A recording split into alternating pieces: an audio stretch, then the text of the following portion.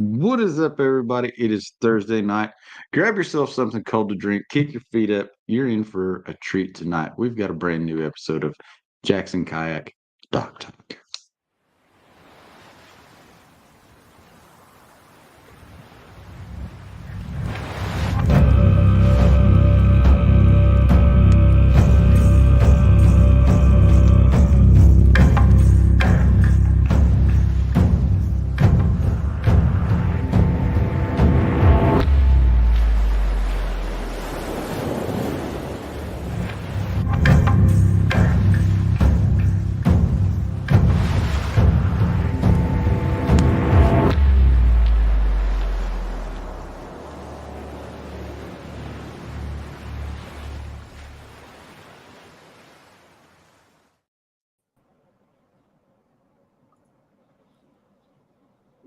We're going with the Jameson Viking intro. I put the button back just for you guys. So you guys got like the full effect. I have a way better version of that video. We need. Of course you do. Of course you do, Will. What's that? Can I share it? Is there a way for me to share it? Yeah, you can share screen. Okay, 1 second. What's up, everybody? Welcome to a brand new episode of Dock Talk. This is a special edition of Jackson Kayak Dock Talk where you will be starting to meet some of the people behind the scenes at Jackson Kayak. Tonight just so happens to be my coworkers at the Jackson Kayak marketing team. And yeah, so this is our new esteemed panel, as we like to call it, for Jackson Kayak Dock Talk. We're not always esteemed. Sometimes we get steamed. Sometimes the audience asks great questions. It's a crapshoot on what you're going to get. Nobody knows. That's the beauty of it. It just has to do with how much Will talks, right? Yeah, I mean, we're starting so early. Such attacks, man! All the aggression. Wow, all the aggression. It's been pent up. Emily's like, I can finally just say what I think about Will. No, it's good. I'm this is a family show. Sending you the video in Skype so that you can play the audio as well. Okay, sounds good. I'm gonna run on the table. Sure. Just sprung this on you. Oh, I remember this video. Chris? If anybody would like to see, can we play this? Absolutely. This is the better version of that video. There is a better version of the Jameson Riding intro. Let me download this real quick. Save to downloads. Do I approve this? Oh, definitely. Oh, absolutely. Definitely. It's time. It's time. So we'll go around the room here while this is downloaded. I'll let everybody introduce themselves. We'll start ladies first. Miss Emily Jackson. Introduce yourself, even though I just did, and tell people a little bit about you and what you paddle. That's the rules of Dock Talk. Ooh, okay. Yeah. Well, my name is Emily Jackson. I'm currently the marketing director at Jackson Kayak, and last name Jackson. So I was born and raised into the family of Jackson Kayaks, which is super cool. So I've been here since the beginning, and I absolutely love this team, and I paddle a ton of different boats. I spend most of my time in my whitewater boats, but at the same time, I spend a lot of time fishing for my whitewater boats too, because I get in some cool places. But I really like the simplicity of my bite. It's really simple. I just take it out on the water. If you give me a bag of wacky worms, one pole, and my bite, I'm a very happy camper. So that's my fishing platform of choice. What about you, B? I completely approve of your bite message. That is absolutely my favorite go-to fishing kayak at the moment. I will sing its praises from the rooftop. I love the ability to tuck the little tackle boxes. You got 4 different spots right there. Super convenient, wide open deck layout. I love that platform. I'm the graphic designer / photographer / web human for us. I do a little bit of stuff with the dealers too and make sure they've got cool stuff on their floors. And that's me. Will. I'm going to kick it to you. Toss it to you. That was a bad toss. I'm Will Jackson. I'm original part of the Jackson family, the weird uncle that nobody talks about. My oldest child. I actually am Emily's aunt. Yeah, that's why I want to be part of it too. So I'm just just throwing it out there that adoption is pending. Actually, my name is Will Richardson. I am currently the project manager for Jackson Kayak Marketing. My day-to-days include doing website stuff with Bridget. We do a lot of that. It's heavy lifting on making sure that the website and the web store works. I am in data management. And so that means not only do I make sure that all of the files are in the right place, but I also data mine and make sure that we have the metrics and the cool information that we need to make sure that the right information gets to the right people when it's supposed to.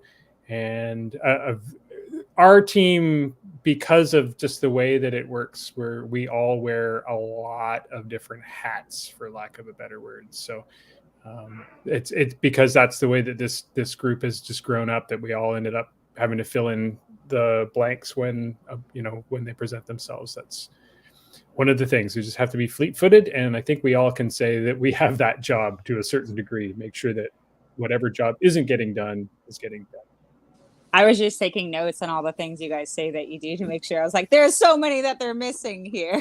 Oh, yeah. They're not even getting started. Yeah. Like, when Bridget says she's the graphic designer, but the reality is that she does a ton of the heavy lifting to make sure that the website works from day to day. She works with other departments. She's our eyes in the factory, which is something that is a big deal because the rest of us are remote. And that's just the reality of the workplace now. It allowed us to get through the pandemic really, really well when a lot of marketing teams didn't.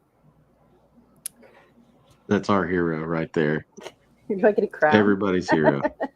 Did that make you feel awkward? A little. Here, we gotta get everybody back in order. Okay. So second intro. So you guys have never seen this video. This is never before seen footage. This is the premiere of. Ooh. It's the world premiere of the alternate NAR video. Yeah. With Jameson Redding. This is the way it was supposed to be. It's the original director's cut. This is the original director's cut. So just hang with us here. And I'm not sure that I approve this.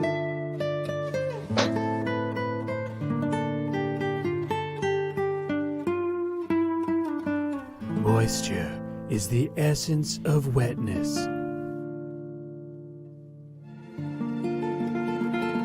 And wetness is the essence of beauty.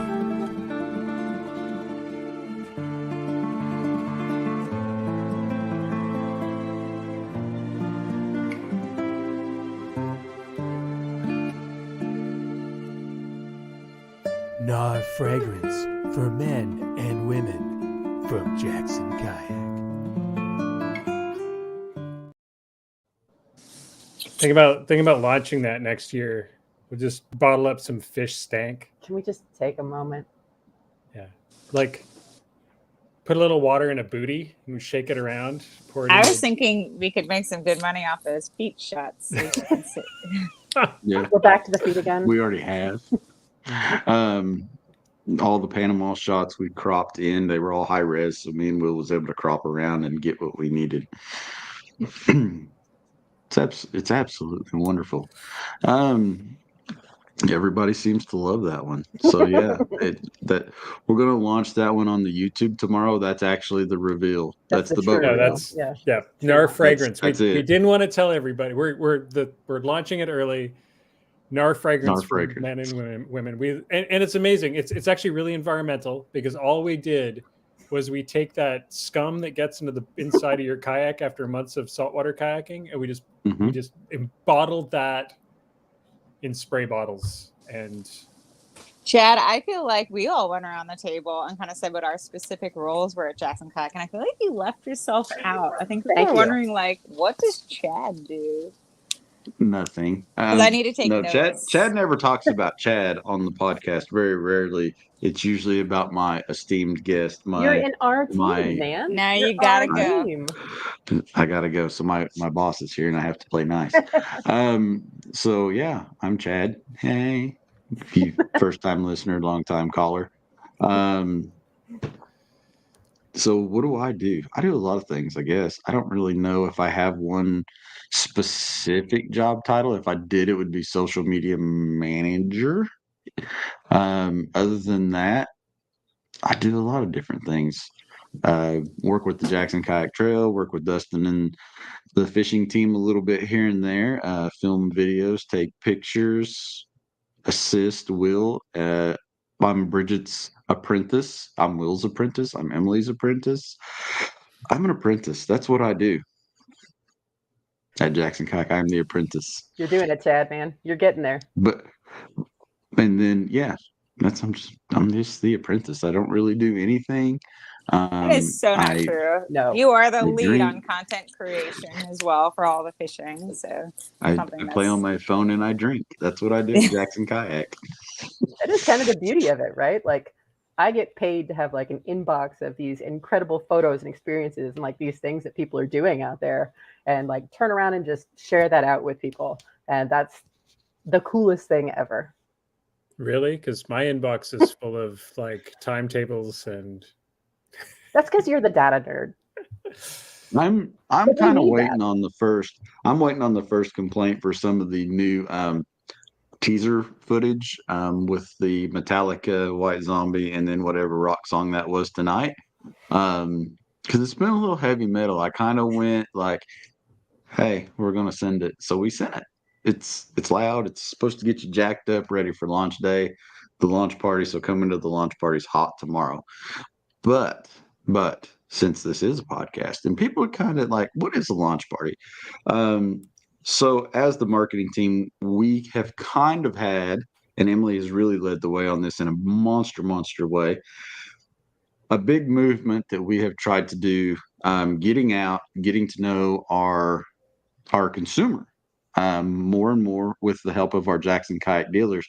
So, Emily, could you tell us a little bit about what the Fun Tour is and what the launch parties are? Because they're similar, but they're not exactly the same. Which one do you want first? Should we go Fun Tour or launch? I think the launch party probably.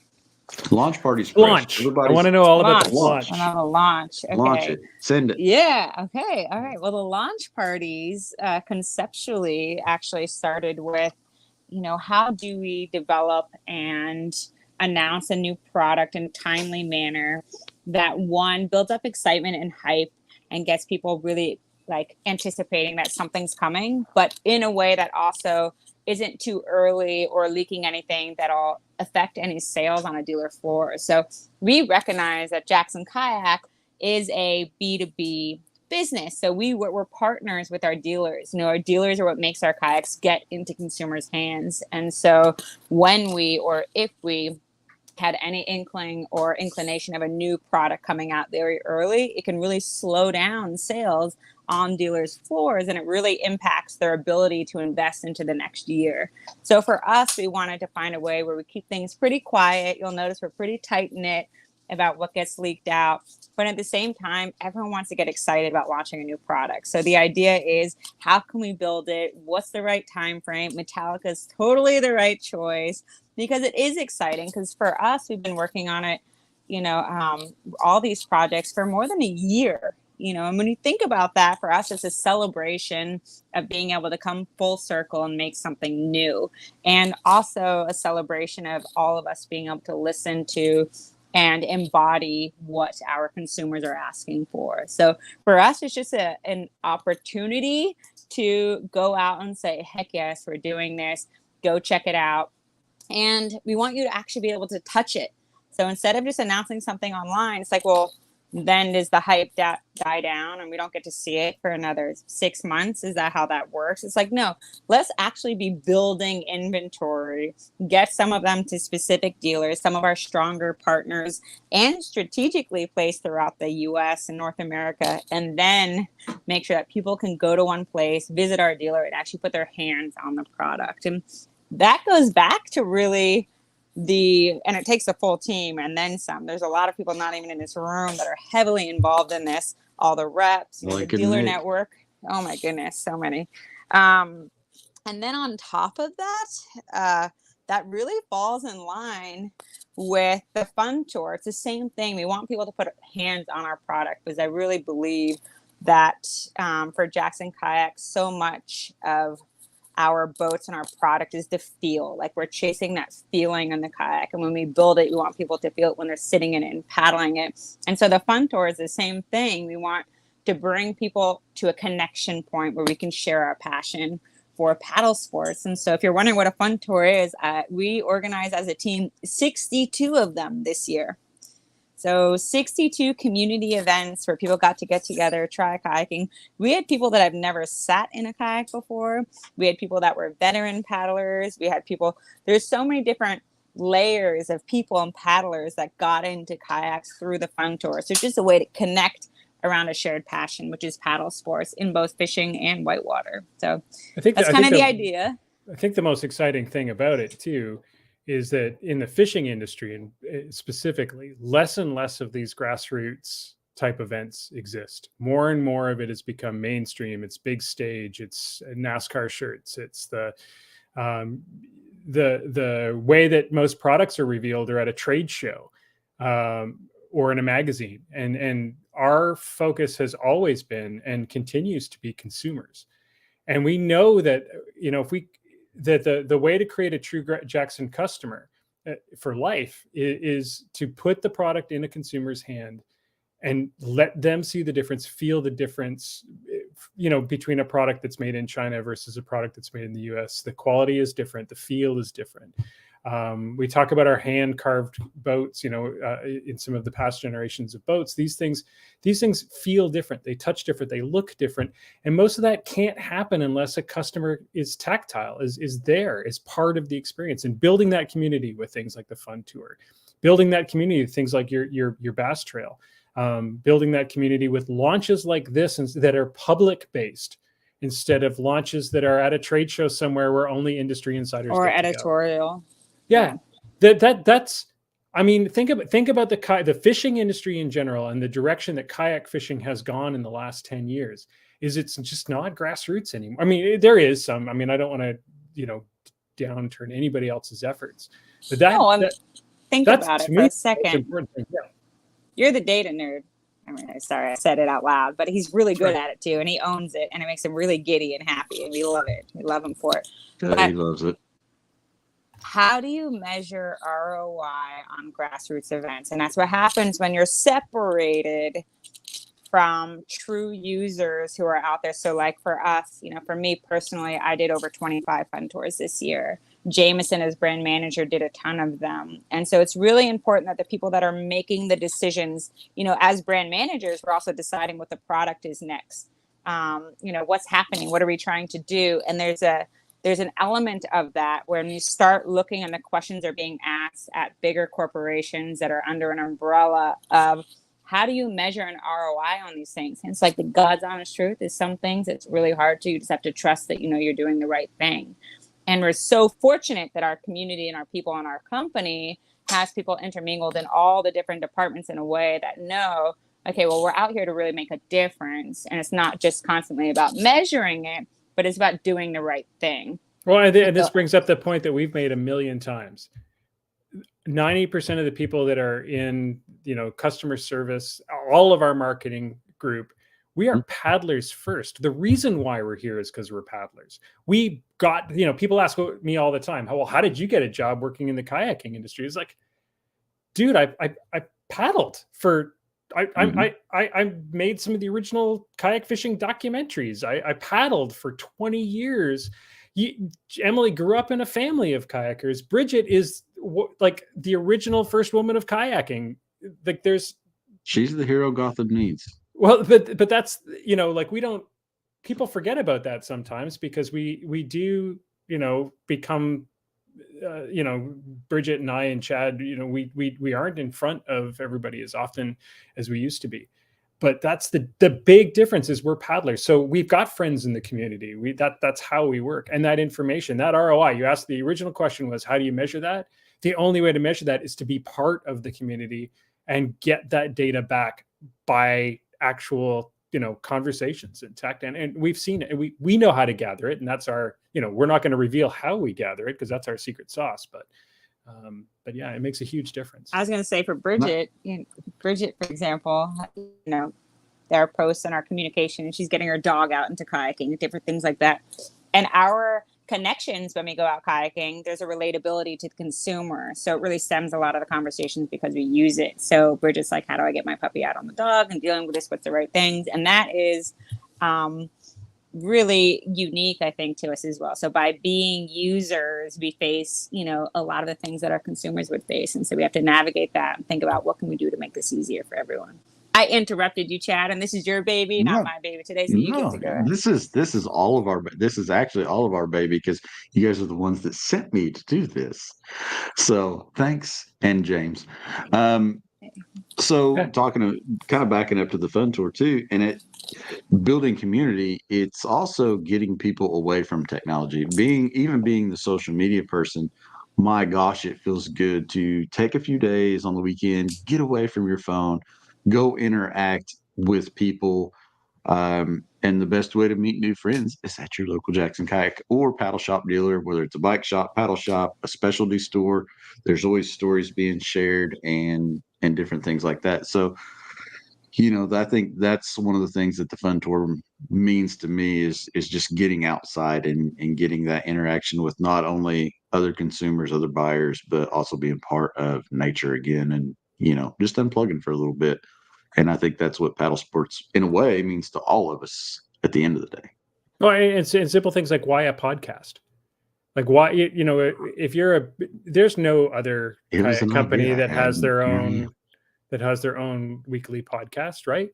Well, that I know of. But the difference is that we understand that a podcast is something that actual day-to-day consumers, normal people, and the people that tune into a podcast like the one that you've developed here, that's again it's grassroots. It's a normal thing to do. It's not we're not following some algorithm down. We're like, where are consumers? What are they doing? The podcast also gives our team a way to shine. Up into this very episode, it's been our fishing team. We've had some really great members come on here, and they share tips, tricks. They talk about their boats. They talk about the places that they're going, things that they're doing. And, it's a great time for people to interact with them. We've met people like Jesse Lasprey, who's in the comment section tonight, and he's now a member of the Jackson Kayak team, all because he started watching this podcast in a lot of ways, got excited. Dustin picks it up, and we like Jesse. Or meeting us at trade. Met him at the old ICAST, and Jesse was like the most enthusiastic guy. Like it was total breath of fresh air for me. Like I remember Bridget and I coming back from the day that Jesse hung out with us, and we're like, hey, well, that guy's got to be on the team, so make the call. So let's talk about that a little bit. These interactions that we're having with people out on the road, and you guys had alluded to Jesse, but Emily, what are some of the stories that you've heard, just shaking hands with day-to-day consumers, that really gets you fired up to progress and keep pushing forward in the paddle sports community in this manner? Well, we don't have enough time for me to go in with it fully, but I think a big part of it for me, and a golden thread through a lot of stories, and I will share a story or two, but it's that, to me, kayaking and the separation that you talked about with social, like just phones, all of that, getting out and being in the water, the actual definition of meditation is the act of solely focusing on one thing.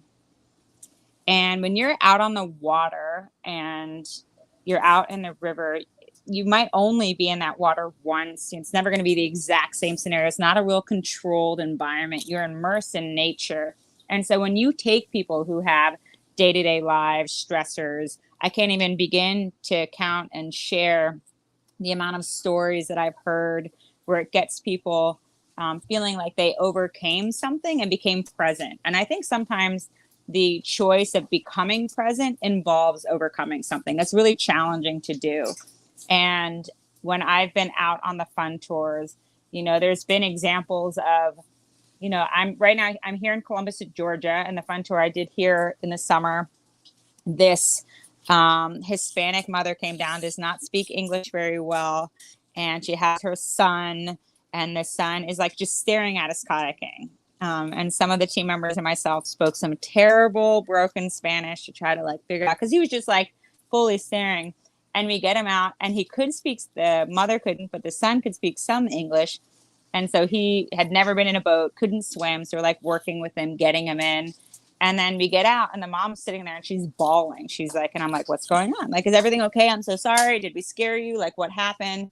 And she's like, he's never felt comfortable speaking to anyone ever before. I can't even get him to speak in his school. He's not even in school. But the whole time he was like, the water feels cold. This is like just totally separated. And I think it is getting into that present moment that lets people truly be themselves. And so for me, that's why I put my children in a trailer from March to November, and just hit the road, because there's all these people out there who I would just love for them to have a moment, just a moment of that feeling free. I think that is what water does for me, being out in the river and kayaking. And I have hundreds of stories of people coming out, seeing us and getting in the water and just having that realization that they can invest into a sport or do something that allows them to have that present moment. So, I mean, we're talking veterans. I've been working with, recently it's foster kids. A lot of foster kids don't really have a sense of belonging anywhere. I've been out on the water with them, teaching week-long programs. But all these, like, any community and connection points, just to show people that, there are different groups of eclectic people out there with different stories and backgrounds, but there's something we can connect on, and that's just being out on the water and enjoying it. So for me, that's, it's not a lot of the stories, exact examples, but, I think that's the why, and that's the golden thread, like I said, through all the stories. Bridget, you have a story from kind of around last Christmas. Well, you and Emily together actually have a story from around in the local area with getting someone some boats and some different things to help them get out on the water. Tell us a little bit about that one. Yeah, so a girl that I worked with at the river cleanup we did last July, she actually owns a little mini livery company called Sunseeker Outfitters, and she will take people out on the water. She'll shuttle them back and forth. Like, she's just all about getting people out there. And she's pay what you can. If you can't pay anything, that's okay too. And so we donated a couple of rivvies and a spite or a stacks, I believe. But we donated some boats to her to kind of help flesh out her little mini livery there. And I mean, she's just a great asset here for the community and in getting people out on the water and empowering them. And I mean, she's just got people who needed this time on the water so desperately that she's been able to help out. And it was a really nice thing. It was a really nice thing to be involved with. It's a great way to keep improving community. My project has been the JK Trail, the JK USA Bassin Trail for this past year. It was an upstart thing. We decided, like, I don't know, January, February. It was actually pretty late in the game for the coming year. We decided to do it. We went all in, Jameson and Emily. We all talked about it together and went in, and we ended up with like 276 members in our first year. We've got 200, probably going to be over 200 people qualified for the Jackson Don't Kayak share all Classic. Not all of them, but it's exciting. I know I'm like Will. I'm a little bit of a numbers nerd when it comes down to it. We talk numbers together. Don't tell nobody. But yeah, so we were excited about that. But through that outreach, it's been fun to be back out into the community, the local community, meeting new people. We've done a few demos with some different people here lately. We've been hauling 4 boats to the last couple events, for people to try out. We've met new folks through this trail, and got them a chance to either touch and see the boats or, just hang out in the parking lot after the event or before the event, drink a beer after the event, not before the event. But it's just community, building that community around something that's so simple and it's such a common bond. So not as fancy, but we are giving away a Coosa X at the Jackson Kayak Classic that will be raffled off in donations for the Next Generation Scholarship Fund that USA Bassin offers, which should go $5,000 of that will go towards a youth anglers scholarship moving forward in their career. So we're empowering kids through fishing in that way with JK Trail, and it's pretty awesome. Pretty good feeling. Will just makes fun of old people. Are you sure you guys just talk numbers to each other? I am an old person. That's so great. And that's so much of what a part of it is, yes, you bring your boats out and you put people in your boats. Like just letting people, like being accessible like that is huge. Chad's backyard boats. Great. Chad's backyard boats. It's a thing, actually. And that's, when we talk about, we talk a lot about what we need from our community and what the difference maker is. And so much, and again, this goes back to the being in a kayak and fishing from a kayak for the first time. And I remember the first time I grew up fishing. So, we had a trout stream behind my grandma's house, and we used to have to catch breakfast every day. So that was, 2 and 3 sitting there. You ate trout for breakfast? Oh yeah, absolutely. So we had basically a cane pole, with a little hook and a little worm. You did go and get night crawlers, and the early morning grandma would help us dig in the garden to get the worms, and we would go and catch trout first thing in the morning from this little canoe that my grandmother had. And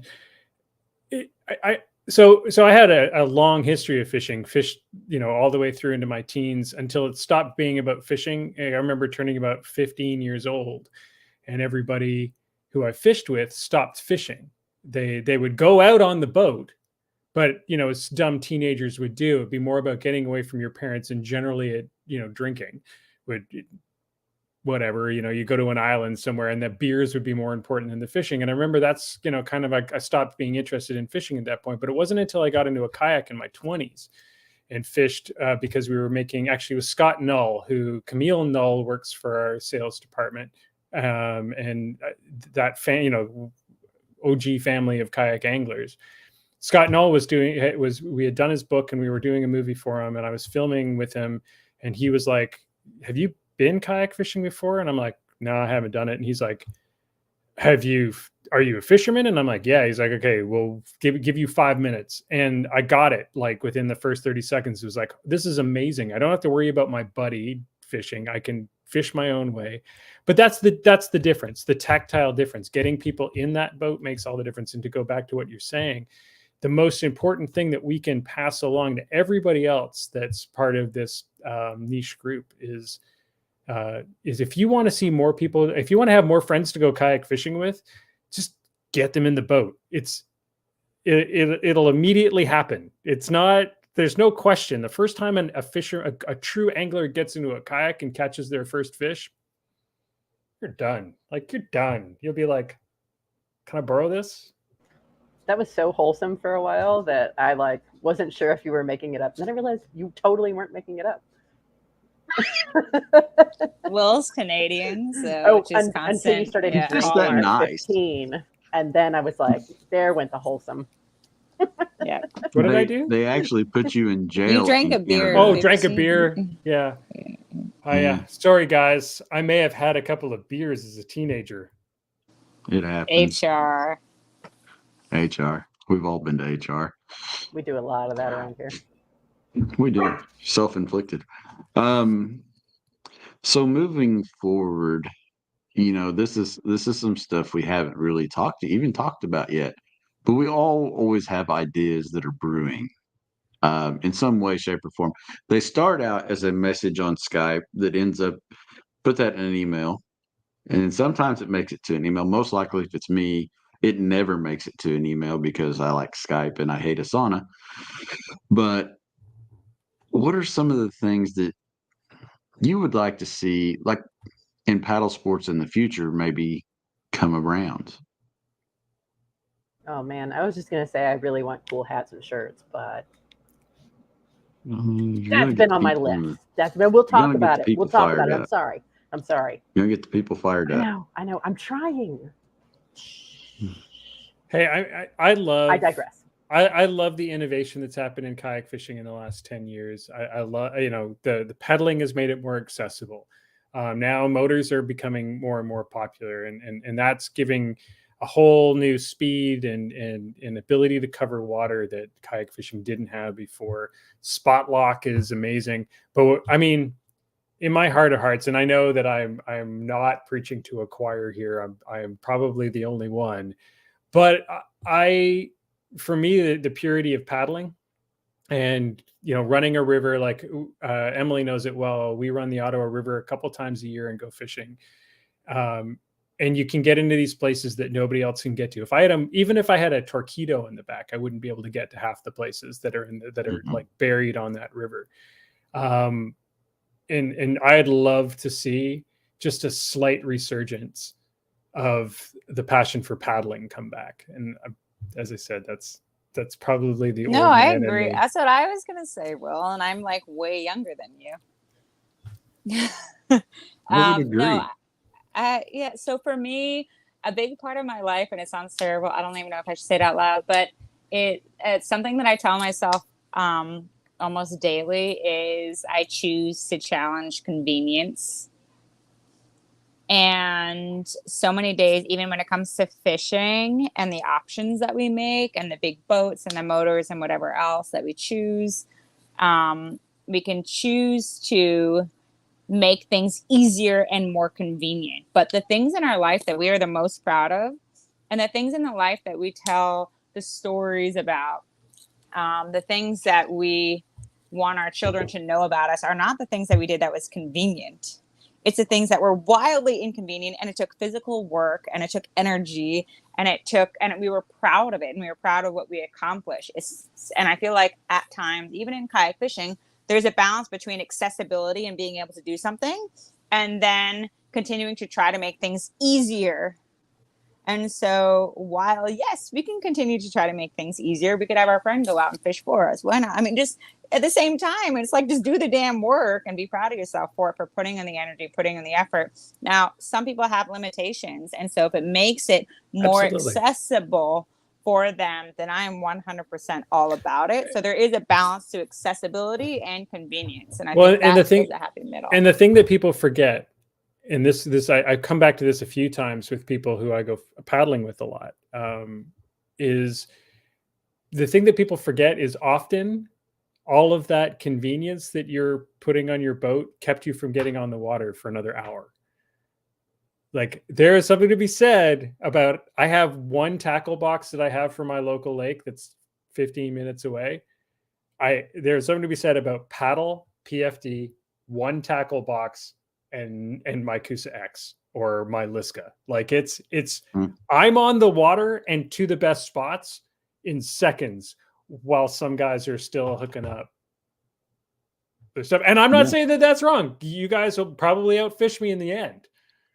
But if I'm going in a gray area, though.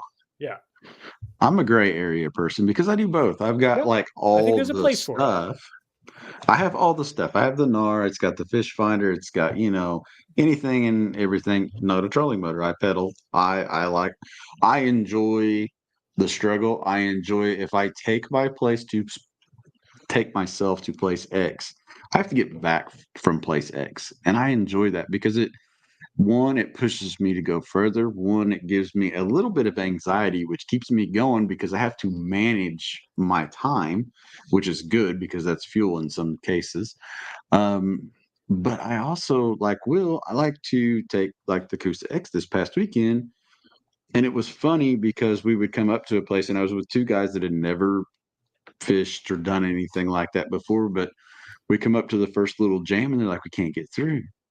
And you just shove the bow of the boat up on there, rocks in the wood, and you just scoot and pull and drag. And there's something that's just so satisfying about the work liberating that goes into those moments. Well, and that's the story that you tell, is the dragging of, oh man, to get that bass may have only been like a quarter pounder, but man, I had to drag over like, oh, you should have seen some of the crap we had to get through to get there. Yeah, that to go back to Emily's point, that's the story. You feel straight Iron Man. It's like working hard for a date. Yeah. Oh, what's that like? I've never had to do that. I never had to do that. But... Yeah. Thanks, guys. Really single me out. I'll talk about this tomorrow. Pink slips, pink slips. But no, I mean, it was cool because we actually did come back, and the kid that was with us bought a buy FB 2 days later after the event of Sunday. So that was awesome. We It weren't like showed sure about him. the Chad's backyard demos. We had some concerns with our naming of it recently. We brought it up and polled people, and we weren't sure that legally it made the most sense. But I'm really proud of all your. You need to get him backyard. a neon sign. How much does it cost for one of them fancy neon Getting signs? So get a shirts. Chad's backyard demos that goes. Brr, brr, brr. I told my son if he'd just start driving, I'm going to get an extra trailer, and my son like this white creeper van, and he's just going to drive back and forth up and down the river all summer long, picking up boats and shuttling them back. But he's a little old for that, and his wife probably wouldn't appreciate it. Hey, gosh, we got lost in the comments again. You like fishing? Is this the same son that brings you Mountain Dew, alcoholic Mountain Dew? That is my same son. He is okay. He's 25. It's legit. He brought it back from the Tennessee, so it's all on the up and up. I got lost in the comments. So as we go around the room, we've all been with Jackson Kayak for a while. Emily longer than the rest of us. Bridget probably next, and then Will and I. What has been the boat that you have loved the most over the years? And it doesn't have to be a new one. I can go first because it's really easy for me. Go for it. The Liska was the first Jackson kayak that I was part of. So it was when I first started as an actual employee of Jackson Kayak, was in the middle of the development of the Liska. The Liska was the first boat I was ever part of the naming process. It was part of, I didn't have a ton of input on the design, but I did, I was part of the team at that point. Jan, who that is named after, was just an amazing guy. I spent a few weeks in Sweden fishing with him, and absolutely adored the guy. And he and I, because he was my main contact in Europe at that time, so a lot of social media communication with him. He and I talked daily, and the day that he died was just heartbreaking for me. So when that boat came out, and they named it after Jan, and it was specifically designed for pike fishing, which is my favorite kind of fishing here. Everything about that boat was, at the time, for me, perfectly laid out. My tastes have changed and over time, but I still love that boat. And I've said it a million times, like that is the one boat in my Will's backyard demo fleet that will never sell. It is I have one of the first like 4 Liskas off the line, and it will stay in my quiver forever. I like it. Will's backyard demos. Everybody's got backyard demos. Come over to Will's backyard demos. It's Bridget's turn. I mean, I gotta go with the boat, the first Jackson kayak that I ever owned, which was a solid banana yellow Kusa. I was in a little Craigslist something, thinking I should get off the bank and go do stuff, and then I saw this video, and they were standing and fishing out of a kayak, and like that it wasn't blew a my goose mind. attacking anyone, right? It wasn't a goose attacking anyone. I didn't mention any name. There was no goose attack in that video, but they were standing up and like jumping around like a spider monkey. Does that help? On this kayak, and I was like, oh my god, like it blew my mind that you could have like that level of stability and sit high, sit low, and like do all these different things. And well, it wasn't the high-low seating at that point, but you get where I'm coming from here. So yeah, coming from the Prowler Trident series, which is where I, because Jackson didn't make fishing boats at the time that I started. The high-low seat and the comfort seat, the removable frame seat. Oh my dear God! A whole nother thing. Like it just my butt finally dried out. Yeah, it was like luxury living all the way. What about you, Chad?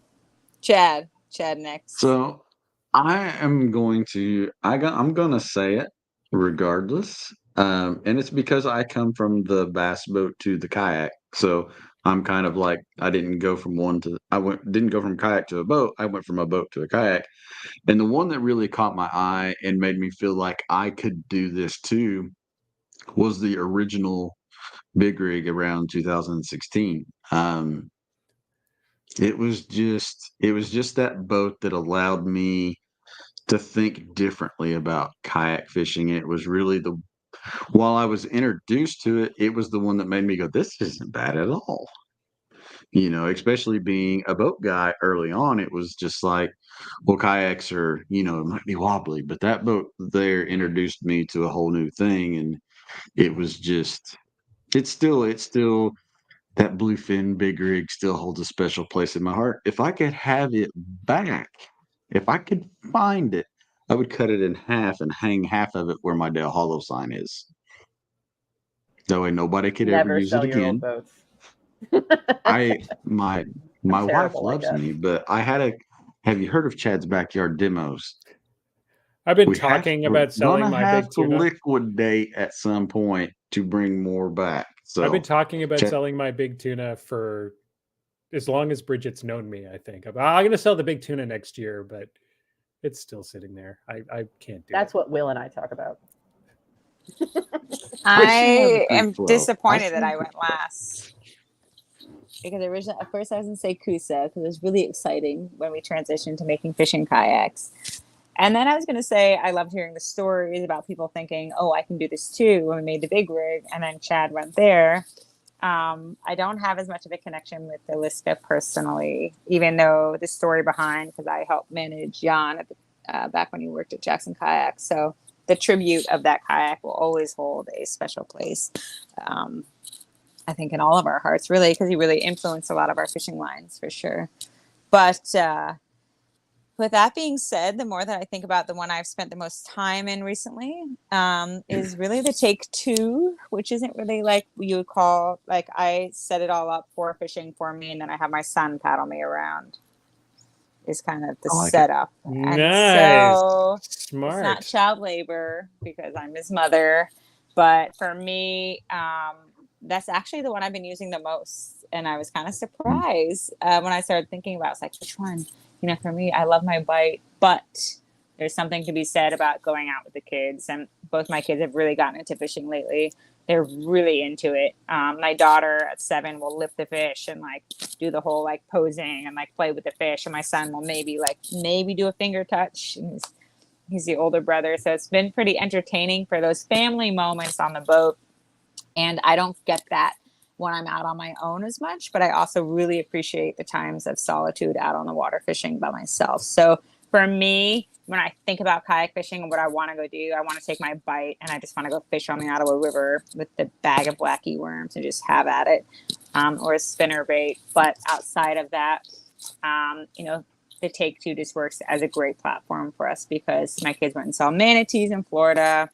We go fishing together. There's so many stories and places, like stories that would not have happened if we hadn't been out on the water together. And so I think that's part of the magic of like which boat and like getting out on the water. So for me, I grew up in kayaks, and in my whitewater kayak, my dad taught me to shove my fishing rod down the back of my life jacket, and I would run hard whitewater with my fishing rod in the back of my life jacket and cast. So the idea of like fishing from shore never existed for me at all. But to be able to go out on a platform is like I can take people out and do that. It's just so much better. So as far as how many kids can go on the Take Two, it depends how much weight you're comfortable taking. But I've had multiple dogs, both how my little children. the kids are. Too. Yeah, how big? So my son's like 85 pounds now. My daughter's like 40, and they both come with no problem. So I think when you think about like almost 150 plus pounds per person, it still works fine for us, So we definitely load it up. We go on camping trips, and I throw all my shit on there, so it works great. If you really have any questions, just ask Chris Funk to weigh all his gear that he puts in his Take Two, because I'm sure there's like 3 or 4 extra kids in his Take Two. Well, that's what I do with the big tuna, and by the same proxy, the Take Two. My big tuna now is pretty much just if I'm taking the family camping. So I can stack every piece of camping gear and shove a whole bunch of dry bags inside the big tuna, and take and the rest of them can take little wreck kayaks and whitewater kayak, whatever. But I can handle 6 tents and a You're the cooler. barge. So are you ready to sell that to me, Will? the BT? Yeah, you can have it if you want. Come and get it. Oh, nice. So if I had to pick a whitewater boat, though, that I am enamored with, it would be the Antics. Because of the I would name? probably land on my head, the 2.0, the new one, because when I got to go to the fun tour at Canoe, Kentucky and film that day with Clay, I got to see it like all up close. And spending a day with Clay, I was like, I just kind of want to just slide it out there, which I knew it wouldn't fit. But I've sat in one and I was like, I could probably do this. Haven't done it, haven't tried it, but I'm enamored with it. So maybe one day. I have a few things like that where I after a say few if mountain I views don't do that my it, children bring me. you're not allowed to do that and then get in the kayak. But I definitely have a list of things that I think I'm really good at that I haven't tried yet. But eventually, maybe I'll try it. I'm just like, oh, I'd be really good at that. Knitting? I'd be so good at knitting. But I haven't tried it yet. I actually the guy who really brought us all together originally, James, years ago, tried to teach me how to whitewater kayak, and he worked hard. Like Didn't you almost die?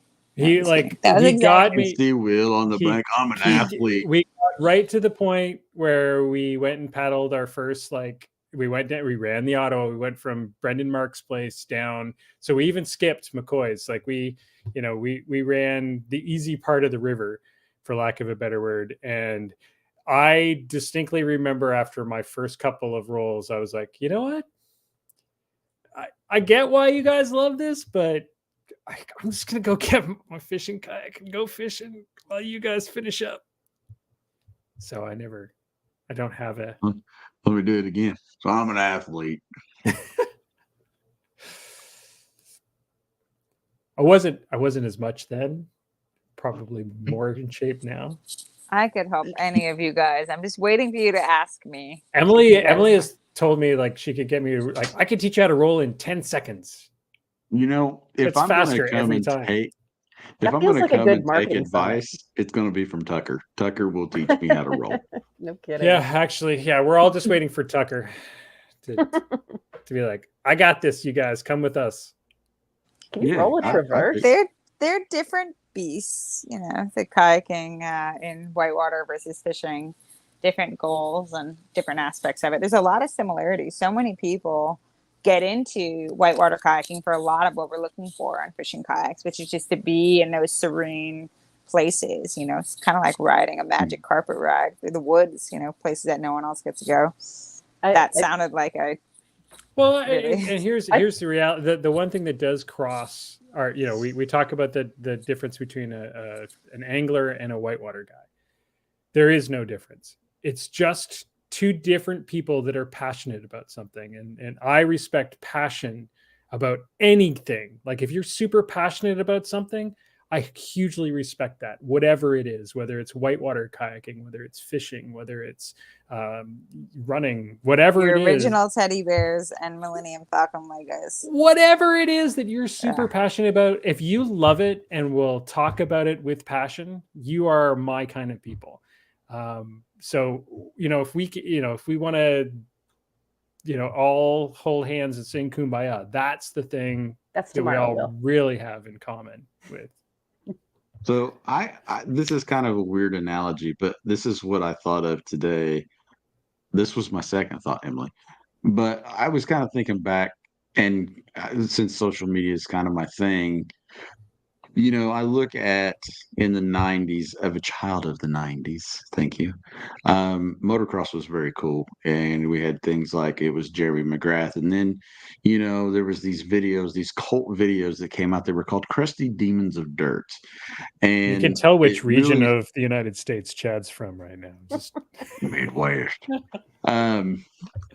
So anyway, it sparked this whole movement. Motocross got really popular, got really big all of a sudden in the mid to late 90s. It just blew up to make it what it is today. And I was thinking about social media, and it kind of hit me like Instagram Reels. Like Whitewater has always kind of been, it's been cool, but it was like you don't see it on the X Games. It never got a lot of play. But one of the things that we have seen through Instagram Reels is the whitewater community begin to shine, because it's really, and I think we can all attest this, it's cast a huge light on it, because people can see what Dane does, they can see what you do, Emily, they can see what Nick does, and all the rest of them. Do you see that as like the Instagram Reels have sparked a new movement in whitewater kayaking? Well, movement's a hard one. So whitewater kayaking has really been pigeonholed as such an extreme sport. So 90% of the people that are truly taking time to make reels are the people out and about doing the crazy thing. The top 5% of the entire whitewater community are the reels that you're probably seeing the most. No one's filming or advertising the bunny slope, kind of in the way that in fishing, I feel like no one's really showcasing the getting your boat to the river and just being Crappie out fishing? just being out on the water at sunset. It's the picture of the fish. And so I think for us in whitewater, often it's very much so showing a very extreme side, which is awesome. But at the same time, it also showcases an area of people can't figure out what steps do you take to get there. And so for me, that's a challenge. I think social media in a way has actually hurt our sport because we're pigeonholed as so extreme. And so it's really important as a company in the whitewater realm to make sure that we're the ones showcasing the bunny slope. Even if that makes us uncool, which is what we've been labeled in the whitewater industry, is we're not the cool people. We're not the ones that are only going to promote the hardest of the hard things. We're the people that are going to showcase every level of where you're at, because we think they're equally inspiring just because you took the time to get out. To be honest, that happened in the early days of kayak fishing too. All of the media that came out when we first started was saltwater stuff. And the big stuff that got play in National Geographic had a television show. Like the first big YouTube viral video that we had was the Marlin, the 2 double hookup Marlin video. That was the first time most people were exposed to kayak fishing, was watching a dude land a billfish from a kayak, a really big billfish from a kayak. And a lot of people didn't think kayak fishing was viable for bass fishing because the only video that was coming out at that time was the dudes doing extreme stuff. And we thought at the time we were trying to show, how far the sport could go. We thought we were showing the pinnacle, but we were often, pulling ourselves away from the core audience. It wasn't until the bass fishing guys got a hold of the boats and started just doing like, 5 cameras on one bass type of stuff. That was when people were like, oh, it's just fishing. It doesn't have to be extreme. It doesn't have to be punching surf. It doesn't have to be going into wild waters all the time. It can be just going fishing.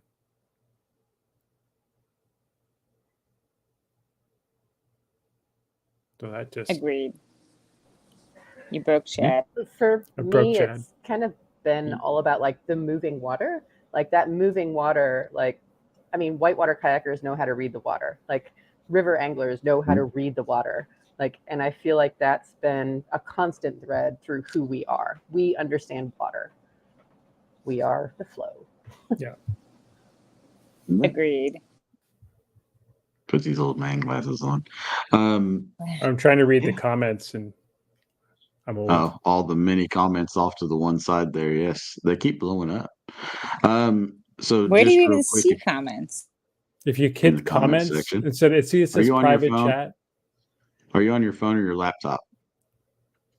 I give up. It's too technical. That's why I have you guys. I can't. So if anybody's got any questions that they want to ask us related to what we're talking about, no team questions. We're not going to answer those. So yeah, any questions that you guys got, let us know, and we will. Well, Jesse asks, what's our favorite part of working for Jackson Kayak? Yes, I missed that question earlier. Thank you for reposting that, Jesse. Man, loaded question, but I think the easiest thing for me is that I get to work with my friends, and that's as simple as that.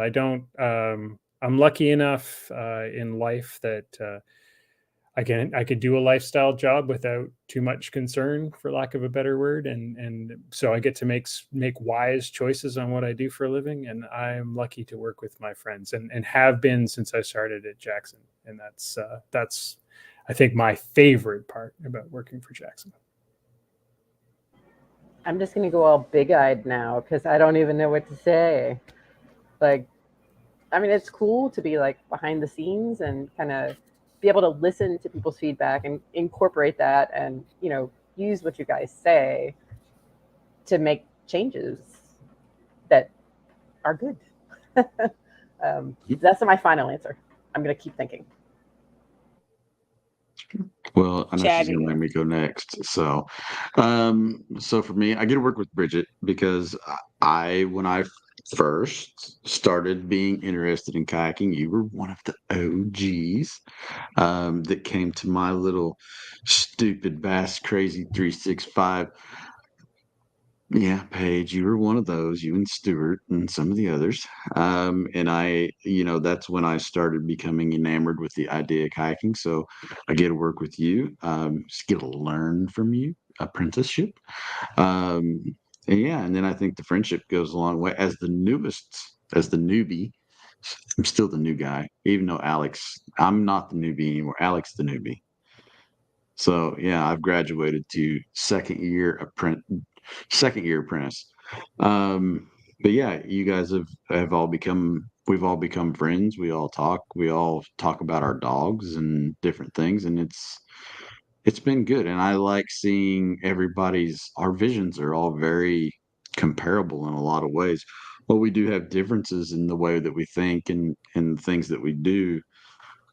We're very like-minded in a lot of ways, and I think that's pretty special. You don't get that very many places. There's days I get mad at Will when he's stupid as sauna, but sorry for scheduling your work. Thank you. Does this mean I have to go? Yeah. Yep. What's my favorite part of working at Jackson Kayak? Well, for me, my roots in Jackson Kayak go very far. So my passion and caring about the results of the company and the work is deeply ingrained.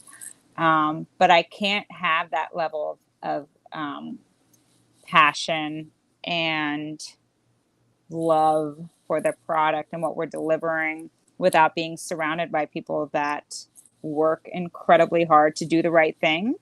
It's so much easier to get an answer back sometimes and just say, okay, well, I was told I can't do this. And this team here comes up with ideas on a daily basis. And instead of, if I say, I don't know if we can do it like this, or if I say the parameters, they take that beta and they put a framework around it. And they're like, okay, well, even if we can't do this, here are some ways, that we can navigate this and still get the job done, or still do what we think is the best thing for us to do as a company and as a team. And you don't get that. You don't get a team of people like that in very many places. So for me to be surrounded by people that will put in the extra work and get down, go out, be in the water, do all these things to make the right thing happen and get as many people out in the water possible is incredibly inspiring. So being able to work with them on that, but also 90% of the time, the workload that I present back to them comes from the individual Skype messages. Oh, I really feel like we should do this, or this makes me really passionate, or this makes me happy. And to have a team of people saying, I'm excited about this, and being able to navigate and work off that, that's like the coolest thing in the whole world. And I just absolutely love that. So for me, it's just feeling that passion seeing the people put in the effort to execute what they think needs to get done, what's in the best interest of the company, but more so than the company, what's in the best interest for our community. That is where every single person in this room is driven by. We're not driven by making money. We're not driven by the total number of kayaks that we sell. We're driven by making a difference for the people that are invested into this sport and people that don't know to be invested into this sport yet. And so for me, that's why I'm here. That's why I'm surrounded by these awesome people and why they're here with us today. And I could go on forever. But that's a big part of it. It's just to have that level. Like I said, is something I've worked and continue to work with a lot of other different brands and different projects and things too. And there's just no family quite like this one right here. So it's really neat. The storytelling, the energy, like off the charts. There's my Jackson Kayak's been around for like 20 years. At this 2003. Point. So yeah, we're on our 20th year. 2003 was the original. Man, if only our marketing director came up with something cool about 20 years. Jesus, yeah. Thanks, Will. Well, you know, it's Will, been a busy. We'll put into a sauna. I know it's after hours. Been a busy year for us. Do a 20-year anniversary, 20 years something. We have to do something. Well, so I thought the next question from Rudy about a 7-in-1 floating tool from Jackson was interesting. One of the things that I think is really important to remind people is that we're a kayak company, and yeah, we do some extra stuff, you know, like accessories and stuff like that. But the reality is that I love questions like this, especially from the public, because it's a real sticky thing to answer the question, right? Because yeah, we'd love to produce something not like that sticky. Will, what I respond to everyone is we can do anything, but we can't do everything. But we can't do everything. Can't do everything. And if you try to do everything, then you don't do the things that you're good at well anymore. And what we're good at is building kayaks. And so a 7-in-1 tool, although it's an amazing idea, it's one of those things that, like, I'd rather leave it to somebody that's really good at building 7-in-1 tools and have them build the best one ever. And that's so the answer is probably never. I'm not going to say never, because you never know with what kind of wild, crazy stuff R&D will come up with tomorrow. We did make kennels. We did make kennels. So but I said it out loud. Yeah, but that was a rotomolded product, so that still fell within things that we're good at. But anyway, I just thought that was a cool question. I wanted to respond to it because it's something that we're trying to drill into our brains is let's do what we're good at. You guys just created so much work for this group, by the way, the whole 20-year thing. I'm like, okay, wheels are spinning. Tomorrow's brainstorm meeting first thing in the morning. What are we doing for 20 years? Nothing else. We got nothing else to do tomorrow, so. Oh yeah, that's not happening. I'm sorry, Chad. We're launching. Chad's muted. Like, nice. Chad's like, no. Very passionate. Still very passionate. He's passionately muted, and we love faking it. He's passionately muted. At least I wasn't frozen.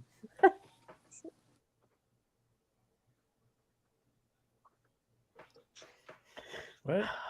Intensity now. I wasn't frozen. Frozen face. It's all backwards.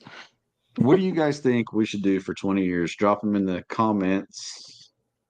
Do our job for us. Tell us what you would like us to do. Yeah, tell us what you want to see for 20 years. 7-in-1 tool. They're gonna say free kayaks. Free kayaks. 7-in-1 tool. So just to kind of close that out, 20 years, that's a big milestone. But one of the cool things that we did do this year that we can preface to you guys that we've got coming very soon is the Orion limited editions this year. We're a lot of fun. Yep. A lot of good meetings. And we've got more coming. He wants to kind of tell him. So the last one we did, the tie-dye, was autism awareness. Mm-hmm. We were pretty stoked on that. And then we had the yellow ribbon cooler. Will, I'll let you allude to that one just a little bit. That was your call. Yeah. So we did our again, we did limited edition colors this year, and we made sure that a little bit of the proceeds from each cooler was put towards a good cause, because we're always trying to give back a little bit. So we kind of built around a framework of a theme. So autism being the full spectrum, which was Chad's idea, I believe. Mine was as a survivor of cancer. We did the yellow ribbon cooler. We donated a little bit to the Cancer Society. The next one that we have coming down the road is we have a mix mash of what we call the wine. Wow, you muted yourself at a terrible You moment. muted yourself. The wine what? The wine coolers. Yeah, he muted me. The wine coolers. Oh my God. You're brilliant. That's hilarious. That's it. I just got that. Apparently, That I was missed the that. whole. I missed that. wine I just coolers. got that. Bridget and I both didn't get that until now. That's so much. That's so funny. So yeah, we've got 3 different colors coming, Bridget. It's all the same color, but they have different pads. Different pads. So it's like Merlot. Can't remember. I can't remember. Cabernet and Sangria. Sangria. That's right. Which a little bit of money is going to go towards. I think we decided on breast cancer for that one. Yep. So, and the next drop will be October, if I remember correctly. Yeah, it's coming up. Limited edition 55s. We're excited about that. And we're excited about tomorrow for the brand new. He just He did that on purpose. Will And did it. you guys are going to love them. Yeah. Well, the other thing, we're actually going to do a Christmas limited edition now too. We've got a little bit extra time in the schedule, so we need to actually brainstorm that. So if you guys have ideas for what we could do for a holiday edition cooler, throw those in the comments, because we'll be doing a limited edition holiday cooler. So the limited edition run of 15. By the way, if anybody has those coolers, there's literally 15 of them, and they will never be made again. So you shouldn't be anyway. Something close might happen, but those are. Ooh. I like that one. I like that. I like that one. Dig into the archives. Is somebody writing these down? Badass white. How do you get badass white? Like, I've never seen. Let's go. I'm writing it down. Let's go a slightly cream. Badass cream. No, family show, people. That wasn't what I was talking. Oh my God. Did you just say badass cream color? That's just. We've descended into madness. We could do That's not how eggnog. Welcome to work and welcome to overtime, Eggnog. kids. Ooh, eggnog. Actually, Welcome to HR. Eggnog is a good name. Eggnog's not a bad color combo for the pad that we have and some of the colors. We that could do the whole thing in tan. Yellow call it and eggnog brown. at Christmas, and we can call it spiked eggnog because it's this awkward alcoholic theme with all of our fighting cancer. It might just This be is just our interesting. general theme. A return of the Illuminati. Oh my God! Yes, 20th anniversary. Do we That still could be have any interesting. of that? The glow in the dark? It Yeah, would not we're not work allowed to at say all. glow in the dark. It's like trademarked. Oh, I mean You can't Illuminati. say.